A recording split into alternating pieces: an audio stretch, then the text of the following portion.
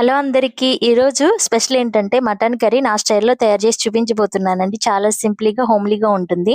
ఇక్కడ నేను కడాయిలో ఆయిల్ యాడ్ చేసేసుకొని ఆయిల్ హీట్ ఎక్కిన తర్వాత ఆనియన్స్ వేసేసి, సాల్ట్ వేసి బ్రౌన్ కలర్‌లో ఆనియన్స్‌ని ఫ్రై చేసేసుకున్నాను. ఆనియన్స్ ఫ్రై చేసుకోవడం వల్లనే మటన్ కర్రీ టేస్ట్ అనేది చాలా బాగా ఇంక్రీజ్ అవుతుందండి. తర్వాత నీట్‌గా వాష్ చేసి పెట్టుకున్న మటన్‌ని యాడ్ చేసుకొని మటన్‌లోంచి ఆయిల్ సెపరేట్ అయ్యేంత వరకు కూడా ఈ మటన్‌ని బాగా ఉడికించేసుకోవాలి. తర్వాత చీల్చి పెట్టుకున్న పచ్చిమిర్చి, అలాగే కారము, పసుపు యాడ్ చేసుకోవాలి. ఒకసారి బాగా కలిపేసుకొని, ఇందులో వాటర్‌ని యాడ్ చేసుకొని, గ్రేవీ చిక్కబడి ముక్క ఉడికేంత వరకు కూడా బాగా ఉడికించేసుకోవాలి.